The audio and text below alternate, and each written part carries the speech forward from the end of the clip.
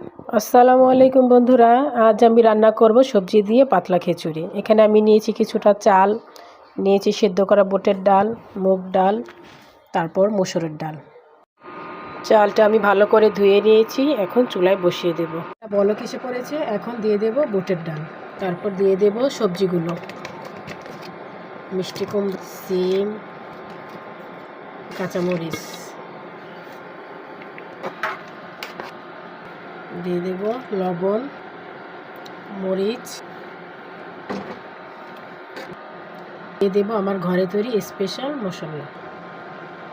মশলাটা হাফ চামচ দিলেই হবে। এটা খুব গ্রাম মিলিয়ে নেব। এখন খুব ভালো করে সিদ্ধ করে চলে আসবো।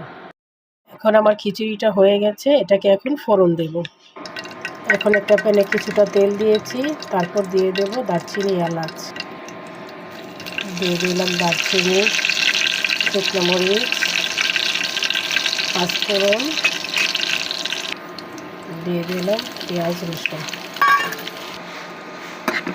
পেঁয়াজ রসুনটাকে ভালোভাবে ভেজে লাল লাল করে নেব। এরপরে দিলাম একটু লাল মরিচের গুঁড়া। ফোড়নটা রেডি। এখন খিচুড়ির মধ্যে এটা দিয়ে খুব ভালোভাবে মিশিয়ে নেব। আমার খিচুড়িটা একদম রেডি হয়ে গেছে।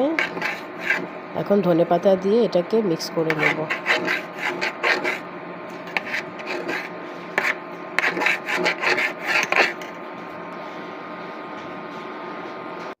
দেখুন এটা কতটা লোভনীয় লাগছে। একবার হলো বাসায় ট্রাই করবেন। ভিডিওটি ভালো লাগলে সাবস্ক্রাইব করে দিবেন।